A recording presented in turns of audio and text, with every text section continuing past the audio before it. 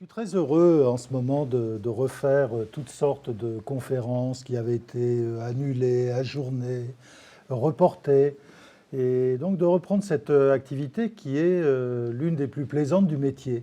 Parce qu'après tout, écrire, c'est formidable, mais faire des conférences, c'est très plaisant. Donc je suis très heureux d'être ici ce soir une nouvelle fois. Je crois que mes passages ici n'ont pas été si rares que ça.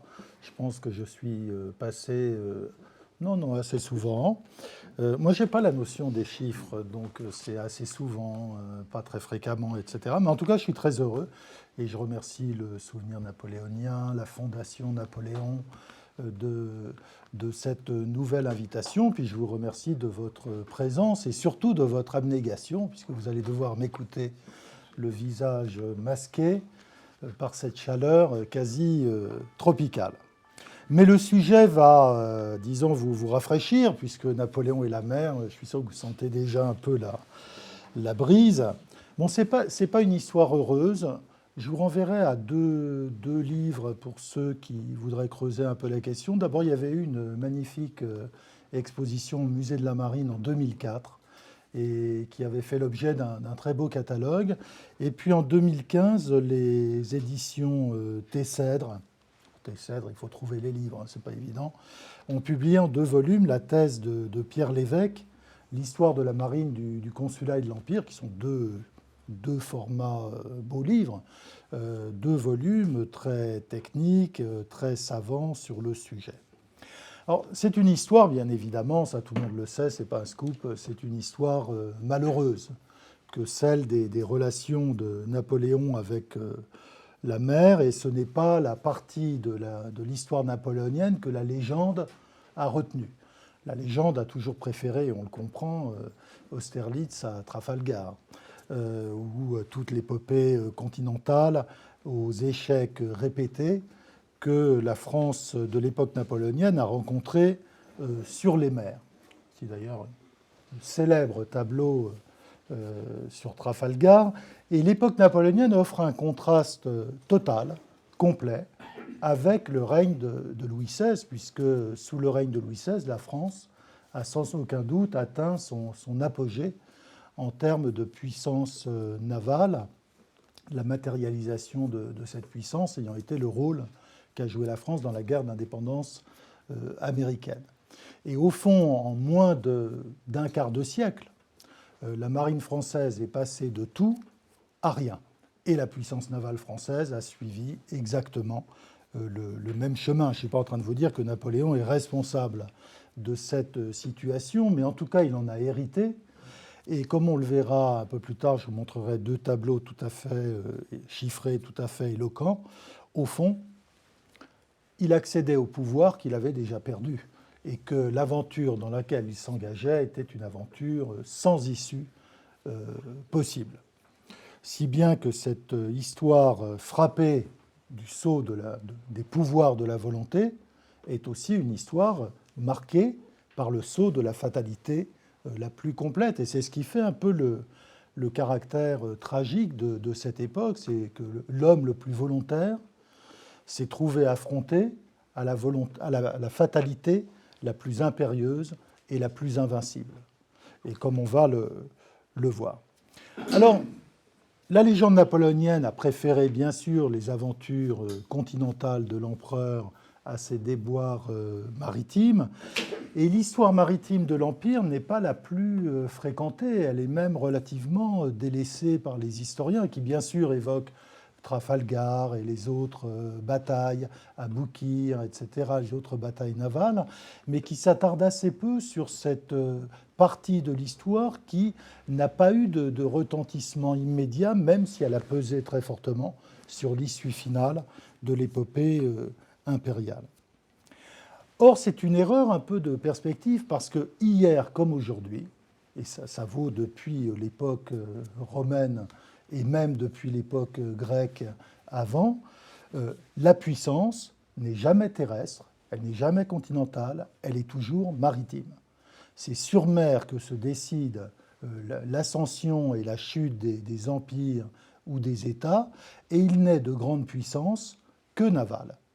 Et ça, c'est vrai depuis au cours de toute l'histoire. Il y a peut-être que le Moyen-Âge un peu, mais bon, je ne connais pas bien, qui fasse un peu exception à la règle. Mais dans l'Antiquité, la mer, c'est tout. Et au fond, Rome devient une grande puissance parce que Rome éradique la piraterie et transforme la mer Méditerranée en une partie, pour ainsi dire, terrestre de son empire. Et puis, à partir des grands voyages d'exploration, bien sûr, la mer va être le théâtre de déploiement et de conquête de la puissance pour les principaux États de l'époque. Aujourd'hui, c'est la même chose. Voici le porte-avions, dit-on, le plus grand du monde, qui est le Gerald Ford de la marine américaine. Et il y a deux symboles aujourd'hui de la puissance. Les porte-avions, des armées qui en possèdent et qui sont effectivement celles qui sont capables de se déployer sur plusieurs terrains d'action, et puis les fameux porte-containers qui symbolisent la puissance commerciale du monde actuel, si bien que la mer reste au cœur de notre monde. Et si d'ailleurs une guerre majeure devait éclater, non pas une guerre périphérique, ça il y en a beaucoup en ce moment, mais une guerre majeure, ça serait effectivement pour des raisons maritimes. La crainte de la Chine vis-à-vis de l'encerclement, qui est une crainte ancestrale de la Chine, et effectivement les tentatives d'encerclement dont elle fait l'objet aujourd'hui pourraient très bien déboucher sur une situation de conflit aigu. Alors ce que je voudrais, c'est remettre en perspective cet épisode napoléonien du point de vue de la mer et du point de vue de l'histoire globale, parce qu'après tout, l'épopée napoléonienne n'est pas une histoire isolée, c'est une histoire qui s'inscrit dans une très longue histoire de plusieurs siècles. Alors, je ne vais pas refaire les plusieurs siècles, mais je vais donner quand même quelques éléments. On peut dire que la mer est devenue dans le monde, à l'époque moderne, le théâtre décisif avec les voyages d'exploration. Et voici deux cartes tout à fait instructives de ce qu'était le monde. L'indication est fausse. Ce n'est pas vers 1500 parce que c'est avant le voyage de Christophe Colomb en 1492 et de ce qui est devenu le monde à la veille de la Révolution, au moment de l'avènement de Louis XVI en 1775. Vous voyez l'élargissement incroyable du monde en l'espace de 2 siècles et demi, puisque le monde cantonné au monde, avant 1492, c'est le monde de l'Antiquité. C'est exactement le même, c'est le voyage de Philéas qui a contourné le Portugal, qui est remonté jusqu'en Scandinavie, etc. Donc au 5e siècle avant notre ère.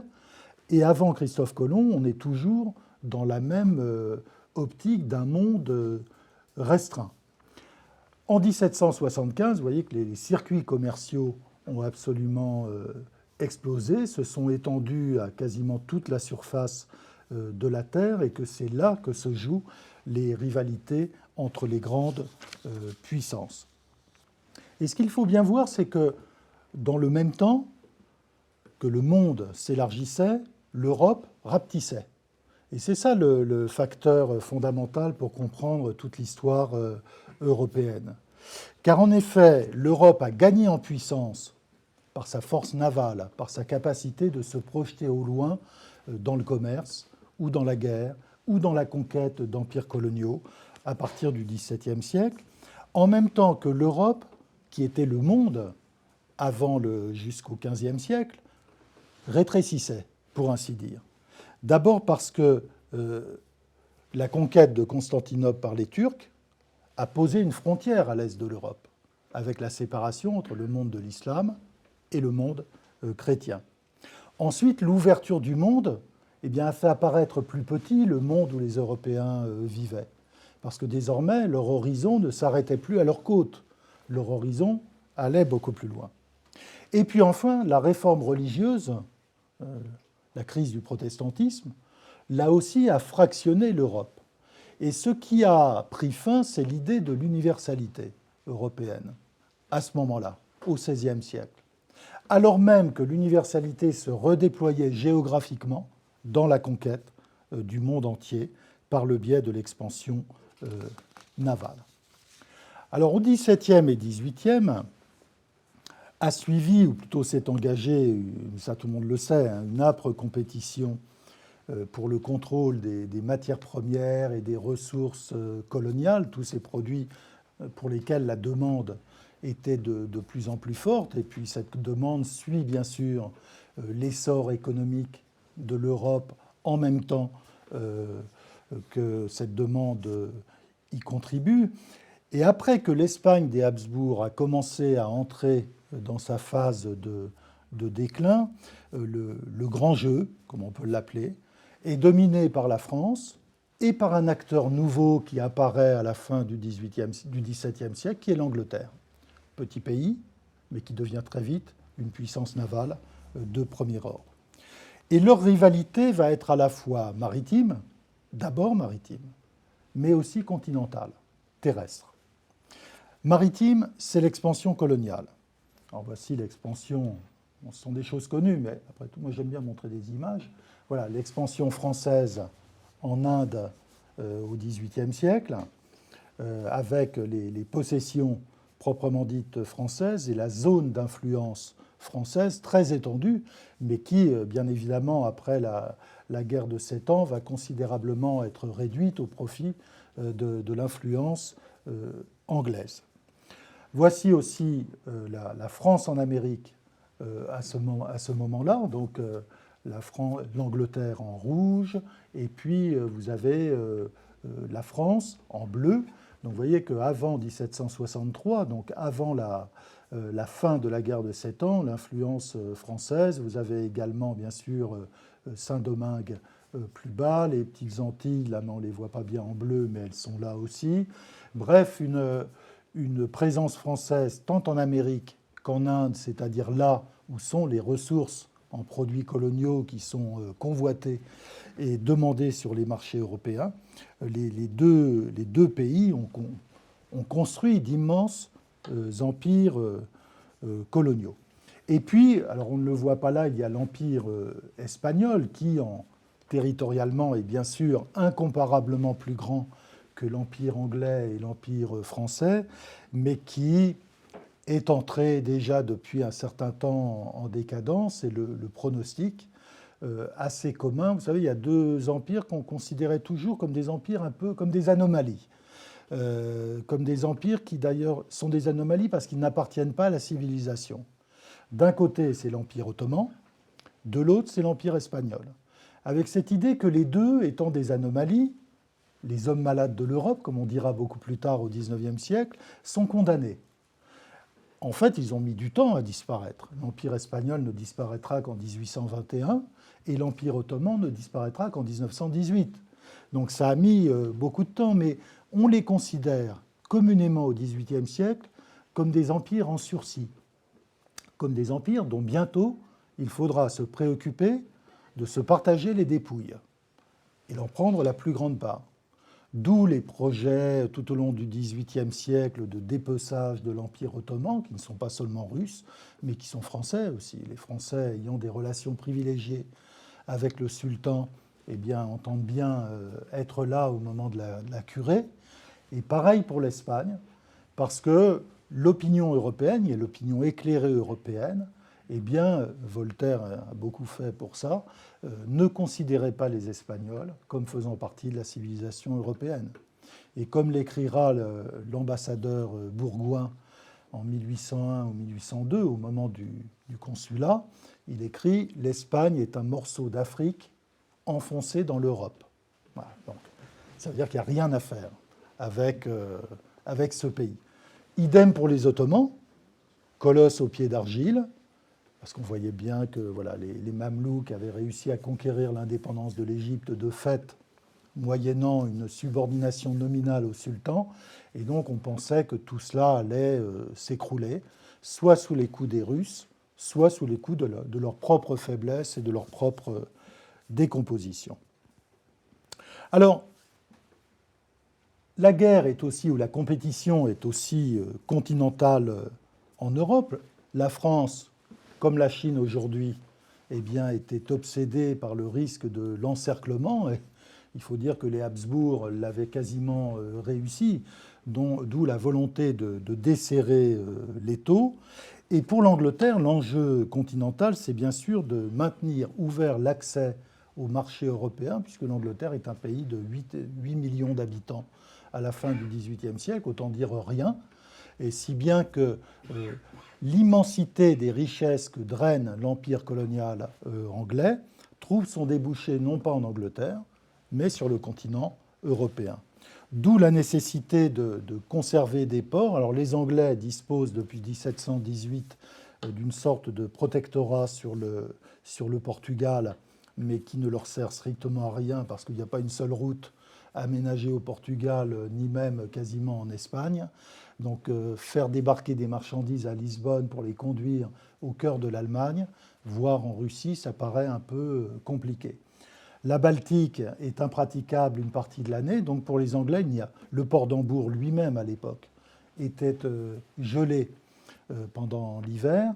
Il n'y a pour eux qu'un seul point d'entrée valable sur le continent européen, c'est l'Escaut et Anvers. Il n'y en a pas d'autre. D'où la nécessité absolue pour les Anglais, d'où la politique qui avait fait l'admiration de Kissinger, vous savez, dans Diplomatie, des Anglais, qui est de toujours pencher du côté du plus faible ou du plus menacé sur le continent pour empêcher que le plus fort n'acquiert une position hégémonique sur le continent, parce qu'alors l'Angleterre serait à la merci d'un chantage permanent, chantage aux taxes, chantage aux droits de douane, qui mettrait l'Angleterre à la merci d'une puissance étrangère. D'où donc cette politique anglaise. La compétition franco-anglaise comporte 3 actes, ou se déroule en 3 actes qui forment une histoire homogène au fond, indépendamment du changement des régimes en France.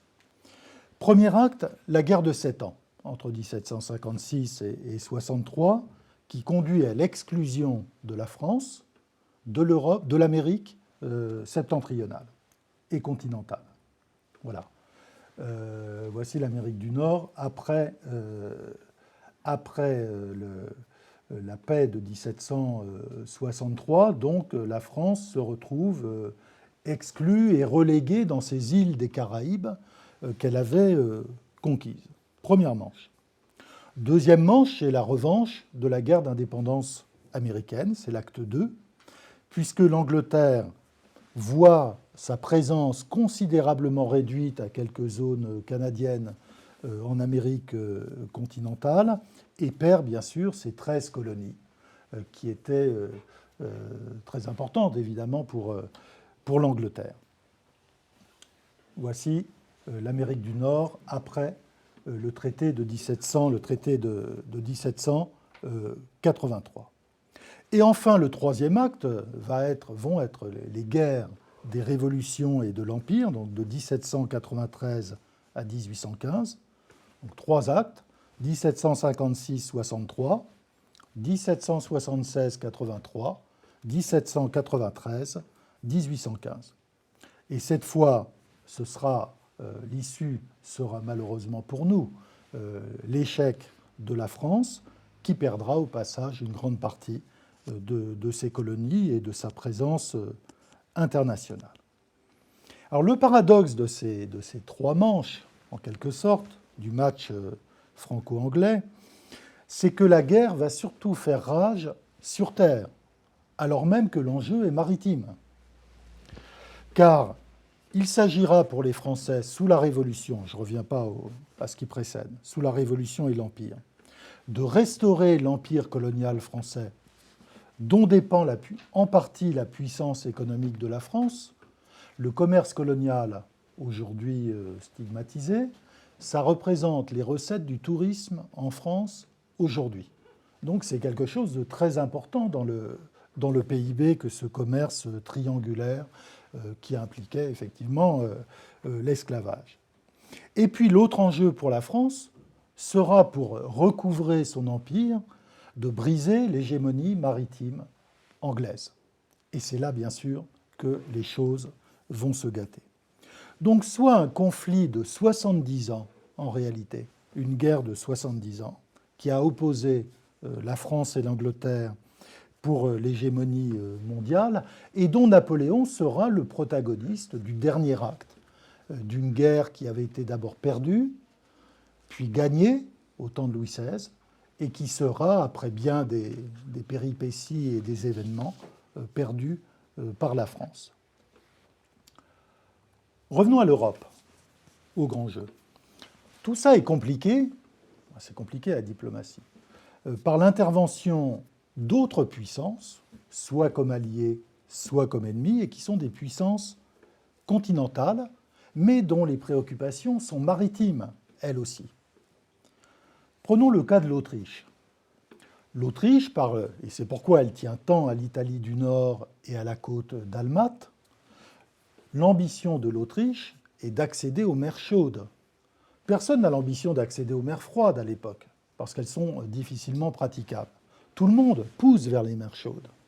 Et l'Autriche se rêve en puissance navale méditerranéenne par l'Adriatique. D'autant plus qu'elle a cette vieille rivalité avec l'Empire ottoman. Il y a la question des Balkans. Après tout, l'Autriche, l'Empire d'Autriche, c'est la frontière avec l'islam à l'époque. D'où l'importance pour elle de pouvoir avoir un accès maritime en cas d'affrontement avec la Turquie. Et puis il y a la Russie, qui bien sûr est bordée par des mers absolument non navigables, pour la plupart d'entre elles, en tout cas une grande partie de l'année, et qui ne cesse au XVIIIe siècle son expansion vers le sud, en direction du Caucase dans un sens, en direction de la mer Noire et de la Méditerranée par le détroit des Dardanelles, dans l'autre sens. La conquête de la Crimée, par un Français d'ailleurs, c'est le duc de Richelieu qui a conquis la Crimée pour le compte du tsar, a été une très grande date dans la construction d'une puissance russe, parce que la Crimée donne accès aux Russes à la mer Noire. Et on verra d'ailleurs à diverses reprises au cours de l'histoire de l'Empire, la Russie jouer un rôle plus ou moins efficace, en fait pas très efficace, avec sa flotte mise au service de Napoléon à un moment, ou bien, au contraire, mise au service des ennemis de la France. La Russie a des motifs idéologiques aussi de pousser vers la mer Noire, c'est la Grèce, c'est le monde orthodoxe, et la Russie est la protectrice naturelle des orthodoxes prisonniers, plutôt placés sous la domination des Ottomans, donc la Grèce. Et puis, si la Russie pousse vers le sud, ce n'est pas seulement pour jouer un rôle dans la cour des grands en Méditerranée, ce n'est pas seulement pour aider et soutenir les orthodoxes grecs et les orthodoxes en général de l'Empire ottoman, mais c'est aussi pour pousser en direction du Caucase et à travers le Caucase vers l'Iran, vers la Perse, pour faire pièce aux Anglais qui ont pris pied en Iran pour justement contrôler l'expansion russe. Vous voyez, donc c'est un jeu assez compliqué et les Français ont une alliance traditionnelle de revers avec la Turquie, mais envisagent depuis le règne de Louis XIV de s'emparer de l'Égypte. Louis XIV avait envoyé, les rapports ont été publiés, ils sont aux archives, avait envoyé un ingénieur reconnaître les fortifications d'Alexandrie et des ports de la côte du Levant pour préparer éventuellement une expédition française qui permettrait de prendre pied au Levant, en Égypte, et ainsi de parer à toute éventualité dans le cas d'un effondrement de l'Empire ottoman. On parle de ça, la diplomatie française ne cesse d'attendre cette chute. Et du côté français, ce qu'on voit après la guerre de 7 ans, c'est un redéploiement colonial des deux grandes puissances que sont l'Angleterre et la France. Et vous savez qu'en France, il y avait la conviction, dans certains secteurs gouvernementaux, pas tous, mais notamment dans le courant Choiseul, autour de Choiseul, et ce qui explique que Talleyrand a été mêlé à ces débats, car Talleyrand était un protégé de Choiseul. Et il y a cette idée, au fond, que ce qui se passe dans les 13 colonies américaines, et notamment au moment de la Tea Party de Boston en 1765, annonce la fin du colonialisme européen en Amérique. Et il y a cette préoccupation qu'il va falloir trouver des territoires de rechange. Les Anglais, comme on le sait, vont se redéployer vers l'Inde, où ils vont affronter, concurrencer et finalement marginaliser les Français.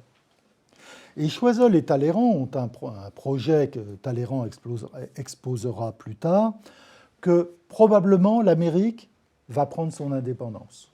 Les Espagnols, l'Empire espagnol va s'écrouler, les Anglais et les Français ne resteront pas sur le continent américain, ni même peut-être dans les îles à sucre des Caraïbes, et qu'il faut donc trouver un autre terrain. Et il y a l'idée que l'Afrique et le Proche-Orient sont au fond l'Amérique de demain. L'Amérique, c'est le passé de l'Europe. L'Afrique, c'est l'avenir de l'Europe. Et il y avait cette double conviction, pour vous amuser un peu. D'abord, c'est que la vallée du Nil ressemble à Saint-Domingue, c'est-à-dire que la crue annuelle du Nil permet d'y faire pousser la canne à sucre, le tabac, etc., le coton. Donc tout ce qu'on récoltait en Amérique, on pourrait l'avoir en Égypte. Ça ajoutait un motif à une possible conquête de l'Égypte, projet que reprendra Bonaparte en 1798. Et puis, comme dit Talleyrand, on peut supposer, d'après les connaissances que l'on a du Proche-Orient, qu'on disposera d'une main-d'œuvre d'abord plus travailleuse que celle que l'on a dans les Antilles, la main-d'œuvre servile, et puis ensuite, on échappera à l'opprobre qui pèse sur l'esclavage. Parce qu'après tout, les populations arabes d'Égypte travailleront volontiers pour les conquérants européens. On ne sera pas obligé de les déporter, de les réduire en esclavage. Et donc, ce sera tout bénéfice.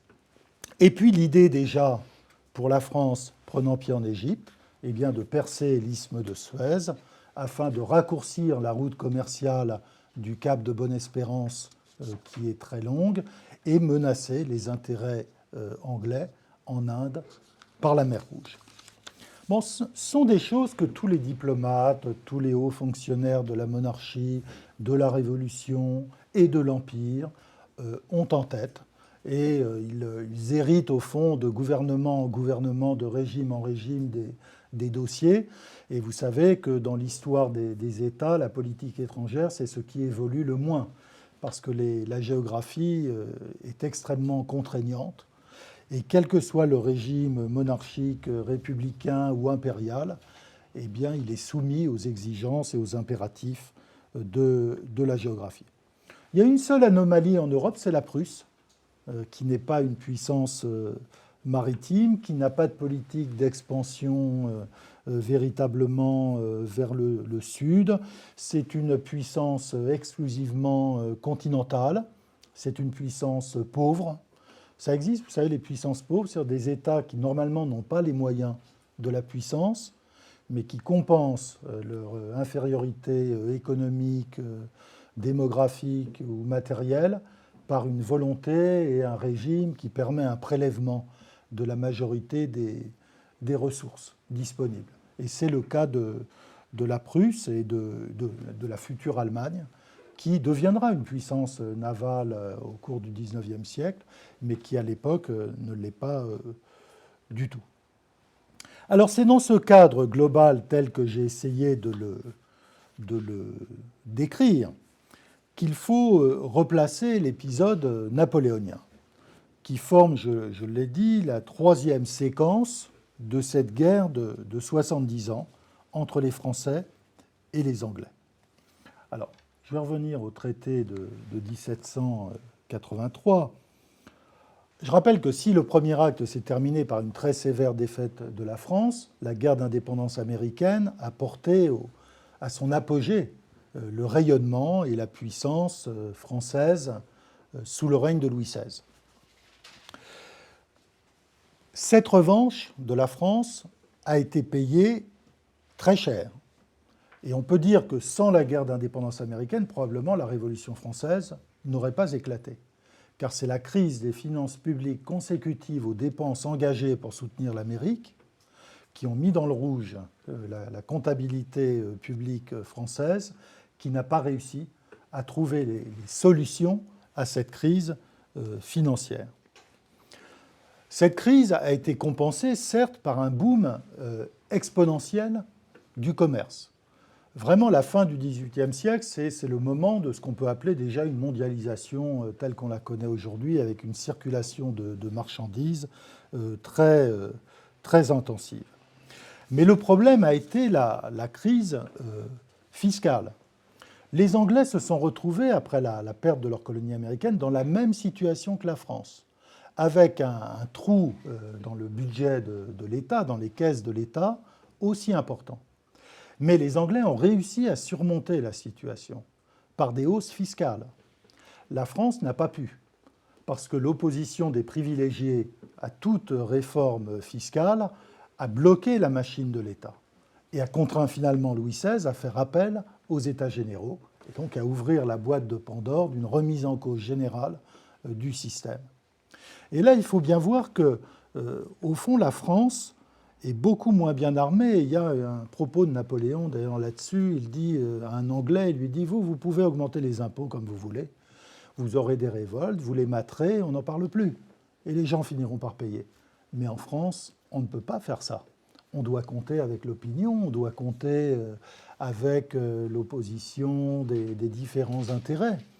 Je ne suis pas aussi libre qu'un Anglais dans la manière de gouverner. » Et c'est exactement le problème auquel s'est heurtée la France. C'est un pays divisé, un pays avec une pluralité d'institutions défendant chacune bec et ongle ses privilèges, ses prérogatives, ses intérêts, si bien que la monarchie n'avait pas les moyens d'imposer une réforme fiscale ou une hausse des taxes qui aurait permis de combler le déficit consécutif à la guerre d'indépendance américaine. Alors que Pitt, pouvant s'appuyer sur une oligarchie homogène anglaise, détenant à la fois le pouvoir politique, l'influence sociale, la richesse économique, a pu conduire cette politique qui a placé l'Angleterre dans des conditions beaucoup plus favorables lorsque l'heure est venue de la troisième manche en 1793.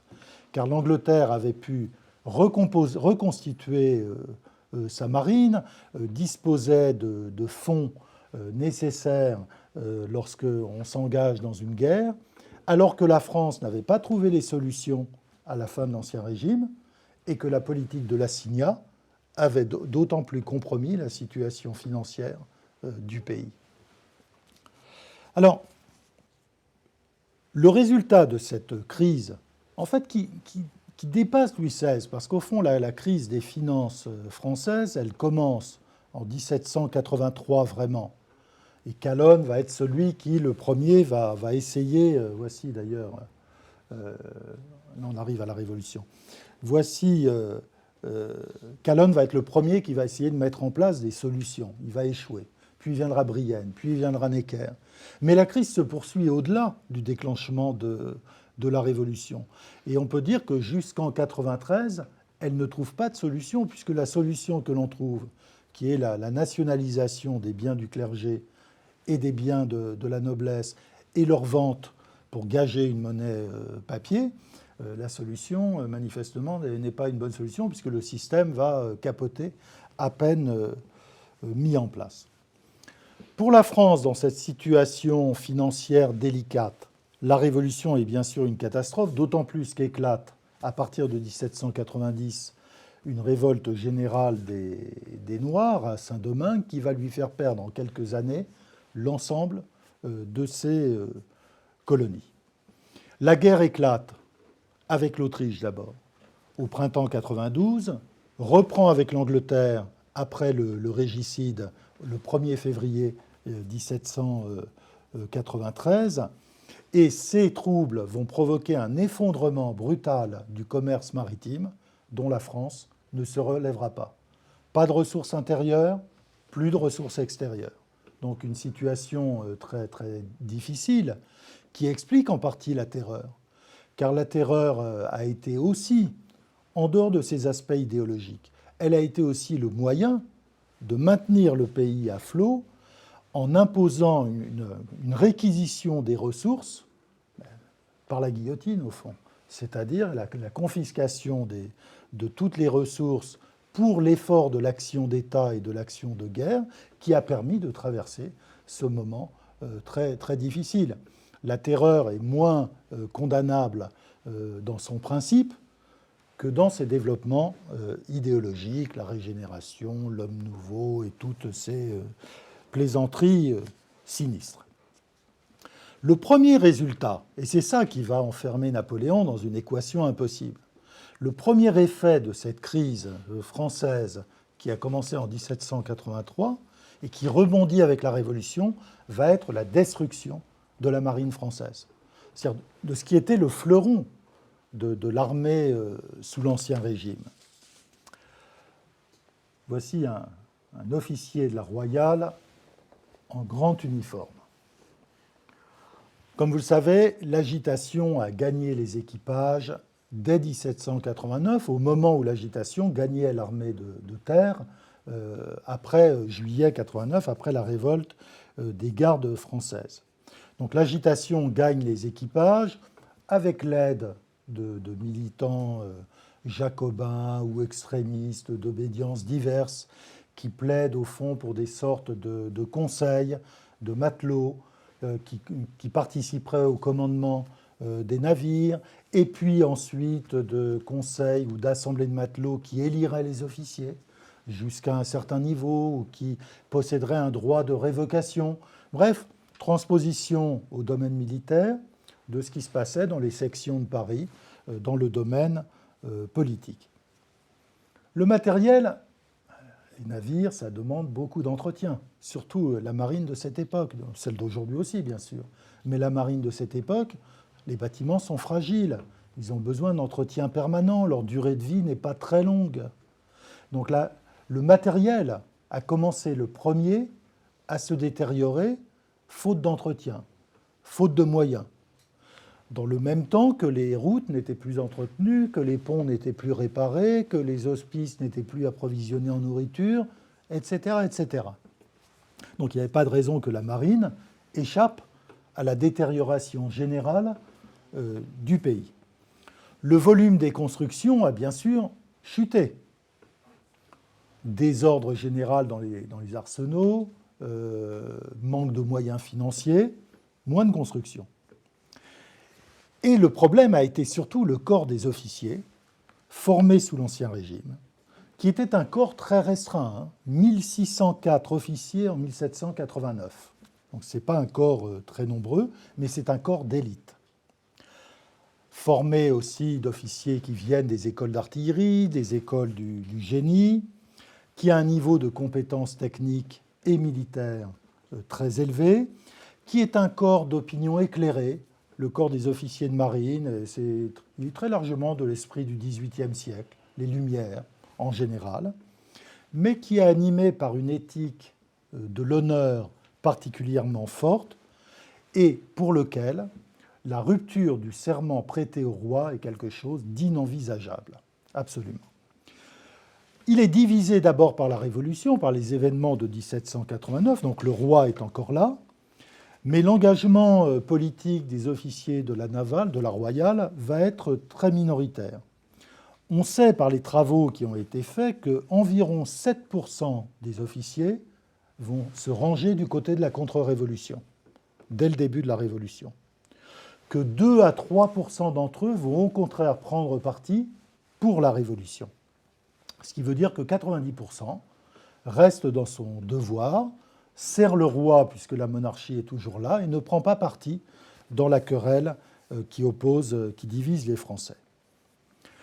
Mais la défiance va monter vis-à-vis du désordre général, surtout l'hostilité face à la baisse de la discipline des équipages, face à leur politisation, et enfin arrive le serment de 1791, qui n'est plus seulement un serment au roi, mais aussi un serment à la nation, à la loi d'abord, et au roi ensuite. Il faut ajouter la suppression des titres de noblesse qui frappe la plupart de ces officiers de la royale qui appartiennent au corps de la noblesse. Et enfin, les événements de 1792, la chute des Tuileries, l'arrestation du roi, qui va provoquer une émigration absolument massive, puisque en 2 ans, 92, début 93, le corps des officiers de la Royale va être renouvelé à près de 80%. C'est-à-dire que 80%, soit sont partis en émigration, soit se sont retirés pour la plupart d'entre eux chez eux et ont quitté le service.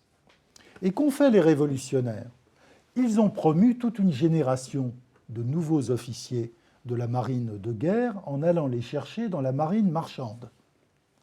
Erreur fatale, car la mentalité, l'éthique ne sont pas les mêmes. Les capitaines de marine marchande pensent d'abord à sauver la cargaison. C'est le plus important. Or, dans la guerre, il faut parfois sacrifier un navire.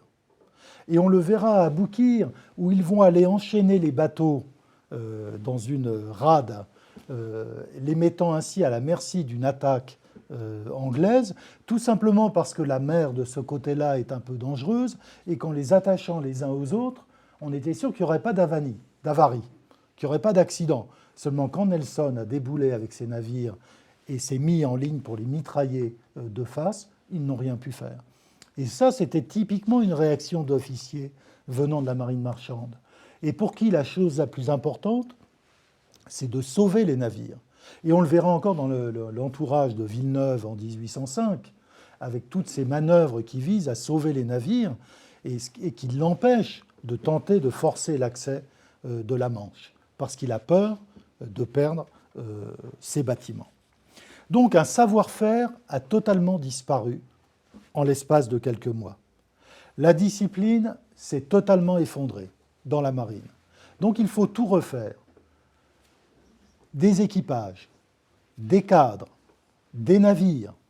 Voilà. Tout ça se pose en même temps comme défi à la France. Et les constructions navales qui reprennent à partir de 1993, en nombre très important, sous le Directoire, sous le Consulat, sous l'Empire aussi, ne compenseront jamais ce qui a été perdu en quelques mois de la Révolution en 91 et 92. Voici Bonaparte. Alors, sa première expérience maritime, laissons de côté la petite expédition à la Madeleine en 1793, qui n'a pas de grande importance, sa première vraie expérience maritime, c'est en 1797, à la fin 97, lorsqu'il est nommé général en chef de l'armée d'Angleterre, chargé d'envahir l'Angleterre pour le compte du Directoire, et qu'il part faire une inspection le long des côtes de la mer du Nord et de la Manche. Bon, ce qu'il découvre, on le voit dans ses lettres, c'est une situation catastrophique, c'est-à-dire une flotte qui n'est absolument pas en état de traverser la Manche, qui traverserait peut-être même pas la Seine, et qui donc ne peut pas aller en Angleterre. Bon, il se trouve que ça tombe bien, parce qu'il n'a pas très envie d'aller en Angleterre à ce moment-là. Il pense à autre chose, il pense à l'Égypte. Il a besoin de moins de navires pour aller en Égypte, et donc il ne fait rien pour, convaincre le Directoire que quand même, avec un peu d'effort, on pourrait tenter la traversée et aller planter le drapeau français sur la tour de Londres. Non, il pense à l'Égypte. Mais néanmoins, il a touché du doigt ce qui allait être le drame de toute son histoire, au fond, parce qu'il a vu là l'état de la marine française hérité de la Révolution, et ce qui va compromettre et même remettre en cause tous les succès qu'il pourra remporter par ailleurs pour la suite. Alors il revient à Paris, il dit au directeur, écoutez, n'y songez même pas, renoncez, des années vont être nécessaires avant que nous puissions traverser la Manche, et je vous propose au contraire 2 expéditions limitées de rechange, l'une sur le Hanovre, aller s'emparer du Hanovre, qui est bien sûr sous influence anglaise, et l'autre d'aller fonder une colonie en Égypte. Le sultan, d'ailleurs, est d'accord. Nous n'aurons qu'à disperser quelques mamelouks pour nous installer dans cette contrée amie. Et il y avait eu des rapports d'ambassadeurs qui disaient que les Égyptiens attendaient un sauveur venu, notamment Volney, venus d'Occident, d'Europe, et donc il y avait une grande confiance que quelques navires seraient suffisants pour transporter la troupe, qu'il y aurait peu de combats, qu'on s'installerait et qu'on pourrait mettre en œuvre le plan qu'avaient esquissé Talleyrand et Choiseul bien des années avant. Mais c'est à Ancône, quelques années plus tôt, début 97, qu'il avait pour la première fois observé l'Égypte en regardant la mer et en se disant, en face d'Ancône, on a l'Albanie. Derrière l'Albanie, on a la Grèce. Et puis après, c'est l'Orient, la Méditerranée. Et c'est là que lui est venue cette ambition à laquelle il n'allait jamais renoncer, de faire de la Méditerranée, comme il le dira, un lac français, de prendre le contrôle de la Méditerranée. Donc à cette époque, avant la prise du pouvoir, il avait épousé tout à fait le point de vue de Choiseul et Talleyrand, c'est-à-dire la double idée que le terrain de jeu français par excellence, c'est la Méditerranée, parce que c'est ce qui lui permettrait à la fois de toucher aux trois continents, l'Europe, l'Asie, l'Afrique, et puis aussi il a cette idée, et il changera, il va évoluer par la suite, que la vraie puissance est commerciale, elle n'est pas territoriale. Peu importe de s'emparer de kilomètres carrés, de populations, de villes, de forêts, de montagnes, ça n'a pas d'intérêt. La puissance est commerciale parce que l'Angleterre montre l'exemple même de ce qu'est la puissance moderne, qui est dans le commerce plus que dans l'étendue de sol que l'on possède. C'est-à-dire qu'on n'est plus au temps de Charles Quint, où la puissance était aussi, au temps des Habsbourg, de Louis XIV, de conquérir des territoires. Donc la puissance n'est ni dans les hommes, ni dans les kilomètres carrés, elle est maritime et commerciale. La preuve en étant l'Angleterre. Tout le projet égyptien de Bonaparte est là. Conquête de la Méditerranée, à partir de la Corse, de Malte, de l'Italie, qui sont autant de jalons vers l'Orient, endiguer la poussée des Russes vers la Turquie, voici Choiseul et Talleyrand, je vous montre un petit, voilà, célèbre illustration, et menacer l'Angleterre par Suez dans ses possessions indiennes. Il est l'héritier de Talleyrand et de Choiseul surtout, et Bonaparte, pas Napoléon, mais Bonaparte, finalement met en œuvre une politique qui a été conçue sous Louis XV pour la grandeur française. La différence étant que sous Louis XV, la France avait les moyens maritimes de cette politique qu'elle n'a plus à l'époque où Bonaparte entre dans l'histoire. Alors, je ne vous raconte pas l'expédition d'Égypte. Vous savez que tout cela tourne très mal, je viens d'en parler, à Aboukir, peu après le débarquement à Alexandrie. Bonaparte se retrouve, et c'est sa première grande défaite navale, le premier désastre naval de son histoire. La flotte française est coulée. Il se retrouve prisonnier de sa conquête égyptienne, d'où la tentative de marcher sur la Syrie un peu plus tard. Et peut-être son histoire se serait arrêtée là, et même probablement son histoire se serait arrêtée là. Là, voici la Muiron, la frégate qui l'a ramenée en France en 1999, si les Anglais ne lui avaient pas gentiment ouvert les portes pour qu'il quitte l'Égypte. Et on sait que Sidney Smith s'était accoquiné avec des officiers de Bonaparte, qu'il y a eu des entretiens, des entrevues pour laisser le général partir. C'était tout bénéfice pour tout le monde. Bonaparte allait prendre le pouvoir en France.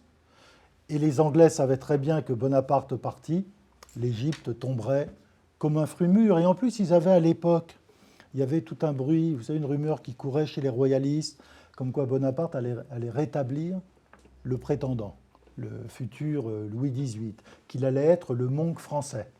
Donc ils avaient cette idée que le laisser partir, finalement, c'était bon pour l'Angleterre, à tout point de vue.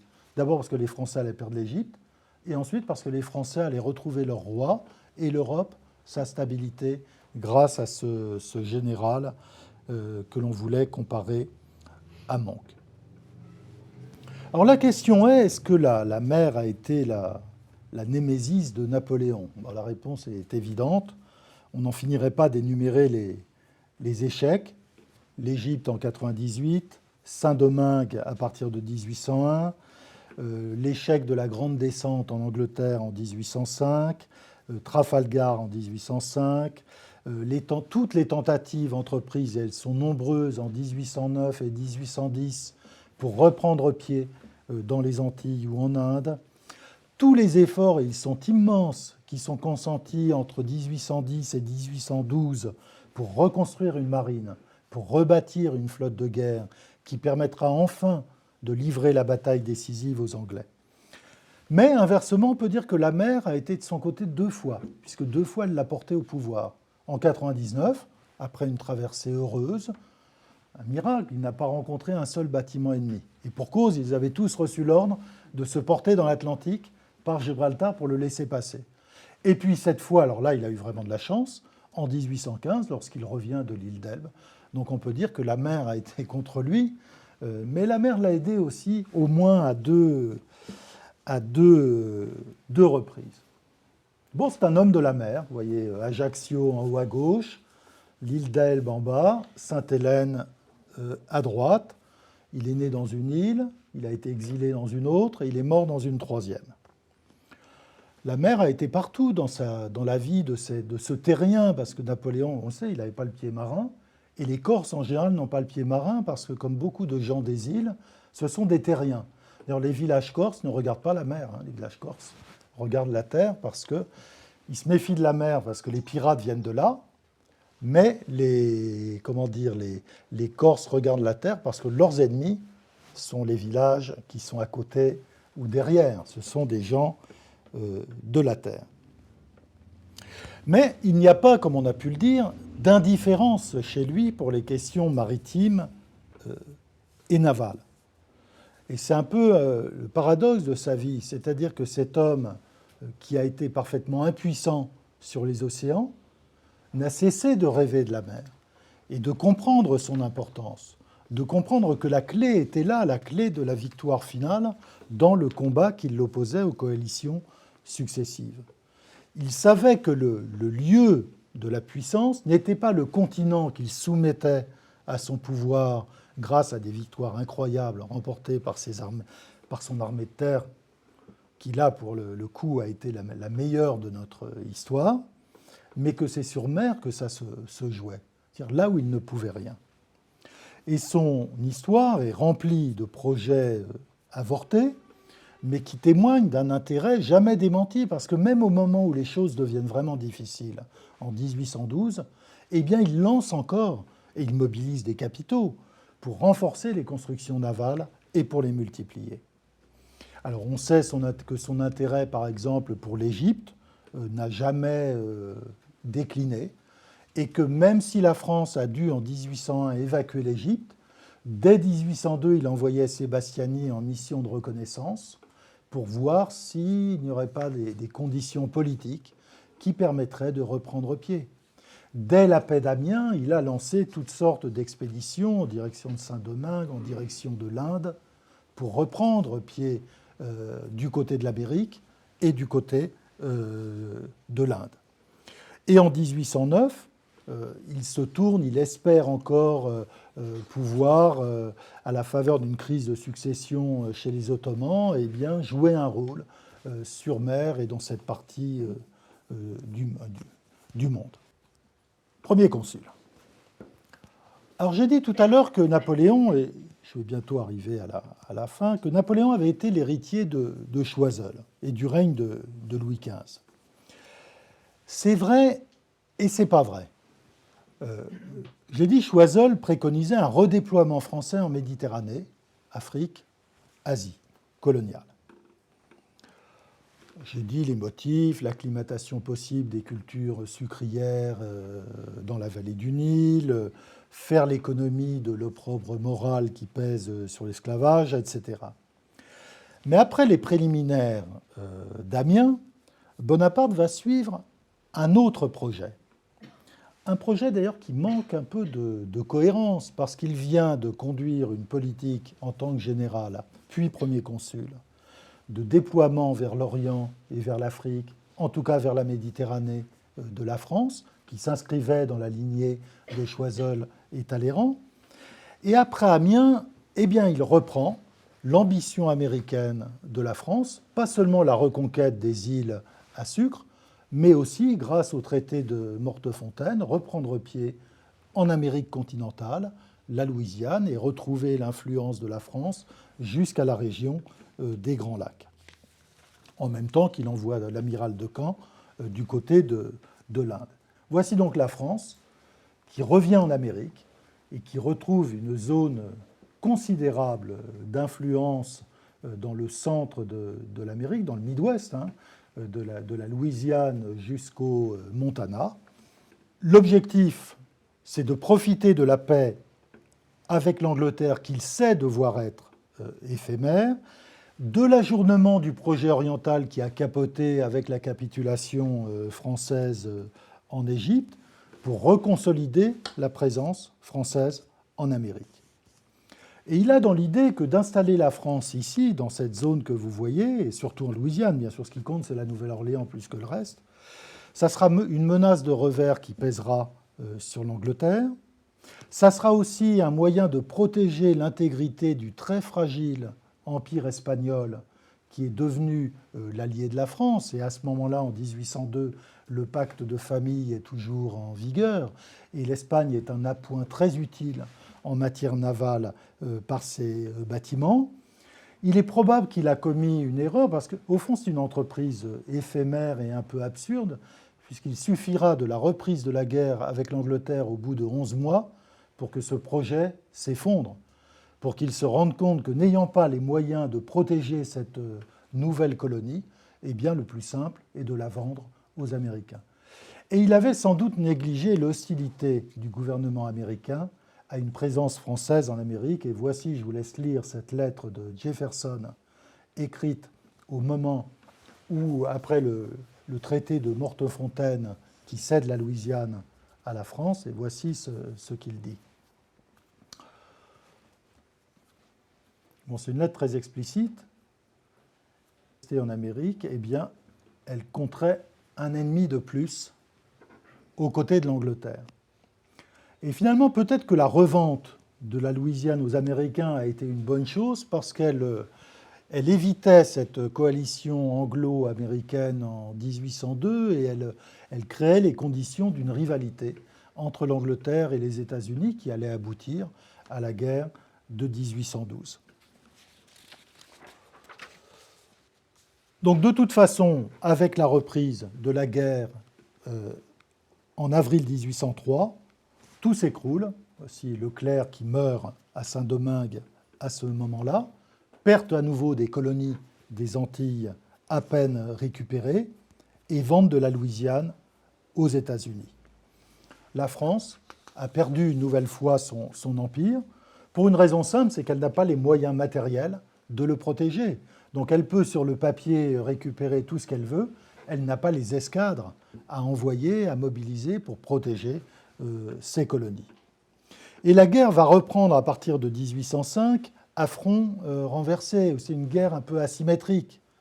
Les Anglais sont les plus forts sur mer, les Français sont les plus forts sur terre, où les Anglais ne combattent pas, ça viendra peu à peu au Portugal et Espagne plus tard, et où les Anglais combattent par l'intermédiaire de coalitions qu'ils financent.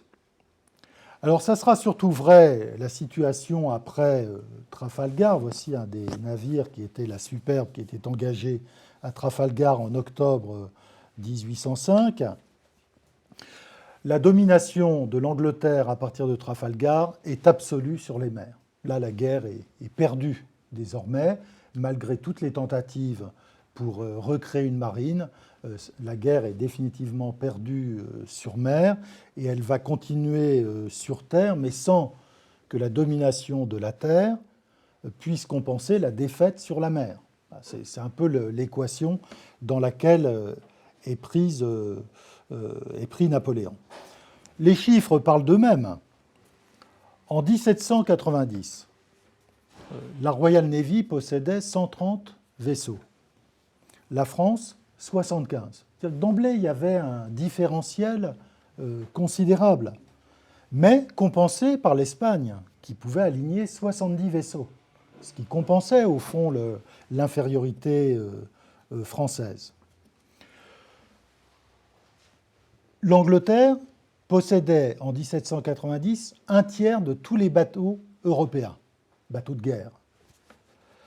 En 1805, l'Angleterre possède 70% de tous les bateaux européens. Et tandis que l'Angleterre peut aligner 120 vaisseaux, la France ne peut plus en aligner que 40. Voilà, le match, vous savez, c'est un peu comme aux échecs, hein, c'est échec et mat sur mer. Le consulat était une période de très forts investissements, parce que c'est l'époque de la flottille de Boulogne, la flotte de Boulogne, qui a nécessité des travaux immenses hein, pour construire ces centaines et ces centaines de navires destinés à faire passer l'armée française sur les côtes anglaises. Et donc on peut dire que la totalité de l'argent disponible a été investie dans cette opération à l'issue douteuse, et même à la faisabilité douteuse. Et que Bonaparte n'a pas mis à profit cette période pour réarmer l'armée navale de ligne, hein, les vaisseaux de ligne de haute mer, et que beaucoup d'argent a été englouti dans cette flottille de Boulogne parce qu'il compte sur l'appoint hollandais et sur l'appoint espagnol. Mais à Trafalgar, le poids politique de l'Espagne se démonétise totalement, puisque les navires espagnols sont détruits en même temps que les Français. Ça explique d'ailleurs le destin de la monarchie espagnole, qui a perdu toute valeur en octobre 1805. Ça ne sert plus à rien de ménager les Espagnols, puisque ce pourquoi ils possédaient un prix a disparu. Donc ils ne valent plus rien. Ils ne valent que l'estime qu'on a pour eux, c'est-à-dire zéro, puisque l'Europe était tout à fait méprisante à l'égard de l'Espagne. Donc, Napoléon, néanmoins, ne renoncera jamais, je l'ai dit, à une politique navale, et j'ai évoqué les plans de 1808, l'année 1809 surtout, est pleine de projets d'expédition, avec... C'est d'ailleurs pathétique parce que ce sont des instructions très détaillées sur plusieurs pages où il dit voilà, il va falloir, vous allez partir à tel moment, vous allez vous trouver là à tel moment, vous allez prendre le contrôle de telle place, etc. Tout ça n'existe que sur le papier parce que les bateaux, eux, n'existent pas et les officiers encore moins. Et vous savez, il avait l'habitude de dire mes imbéciles de marins. Mais le problème, c'est qu'il n'en avait pas d'autres à sa disposition. Et que les meilleurs étaient morts les premiers, comme il arrive en général. Donc ce sera un échec total de ce point de vue. Partout, les Anglais ont triomphé. Et c'est dans ce cadre de débâcle maritime que l'idée du blocus continental va d'autant plus s'imposer. C'est-à-dire une tentative désespérée pour compenser là où il est le plus fort sur Terre, l'infériorité qui est la sienne sur mer. L'idée de fermer le continent aux Anglais pour les asphyxier économiquement, puisqu'on ne peut pas aller les frapper dans les sources de leur richesse, que ce soit en Inde, aux Antilles ou ailleurs. Et cette politique du blocus continental, accompagnée de vrais efforts, mais vains, avec un gaspillage énorme, etc., pour recréer une marine, eh bien, va continuer jusqu'à l'effondrement de l'époque de l'épopée napoléonienne à Moscou en 1812. En 1811 encore, et j'arrive à la fin, il assure dans une lettre qu'en 1815, il disposera d'une flotte de guerre digne de ce nom qui lui permettra enfin de damer le pion aux Anglais. Mais tout ça va s'évanouir évidemment à Moscou en 1812, à la fois la domination terrestre et à la fois les rêves de sursaut naval. Et comme j'ai dit au départ, l'histoire de Napoléon, c'est vraiment, et c'est ce qui fait son caractère presque théâtral, tragique, romanesque aussi, et ce qui donne de l'ampleur à cette histoire, qui en a déjà par elle-même ô combien, mais quelque chose de plus, parce que ça lui donne la marque de la tragédie. Et parce que cet homme si volontaire, si bourré de talent dans tous les domaines, a été en même temps l'homme le plus prisonnier de la fatalité que l'on peut imaginer. Et ça, ce sont les ressorts de la tragédie classique, et c'est ça qui fait la grandeur de cette histoire et la grandeur du personnage. Pour terminer, j'ai passé des tableaux, mais je vais plutôt m'arrêter sur celui-là, qui est celui de Pierre Lévesque. Ce sont les investissements français et anglais, année par année, jusqu'à 1813, en termes de marine. Vous voyez la considérable infériorité des investissements français en 1801 au début du consulat. Là, on est dans l'héritage de la Révolution, avant le redressement des finances publiques. Vous voyez un effort considérable en 1803, 1804. En 1804, la France investit plus que l'Angleterre. Ça, c'est le camp de Boulogne. C'est l'effort pour envahir l'Angleterre.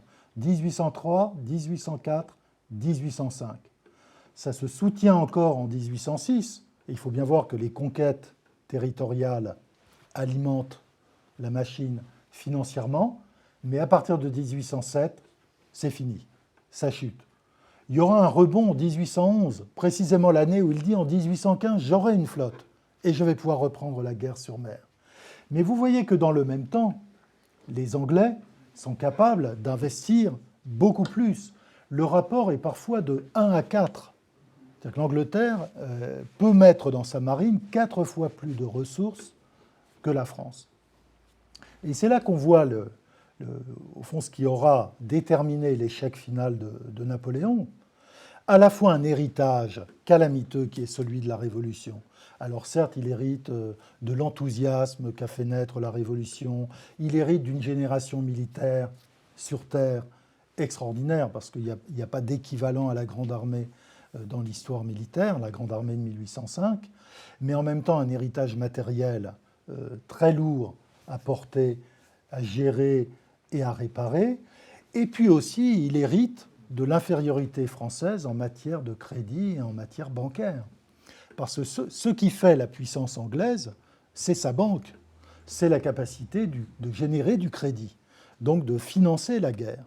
La France n'a pas ces ressources et même, on sait aujourd'hui que la Banque de France joue contre l'État, en particulier à partir de 1808, et ça peut expliquer aussi les difficultés dans la politique navale. Parce qu'à partir de 1808, à partir du moment où la France envahit l'Espagne, les milieux d'affaires retirent leur appui au régime progressivement parce qu'ils jugent que Napoléon est condamné. Parce qu'au fond, la rupture de l'approvisionnement de l'Europe en métaux précieux venant de l'Empire espagnol va gripper la machine économique et il ne pourra pas s'en sortir, précisément parce qu'il n'a pas les instruments bancaires dont disposent les Anglais. Donc dans cette histoire si pleine d'épopées, si héroïque à la Alexandre le Grand, eh bien, il y a néanmoins beaucoup plus de fatalité qui pèse que celle qui avait pesé sur les épaules d'Alexandre le Grand. Mais entre les deux, le monde avait considérablement changé. Voilà, je vous remercie. J'attends vos questions.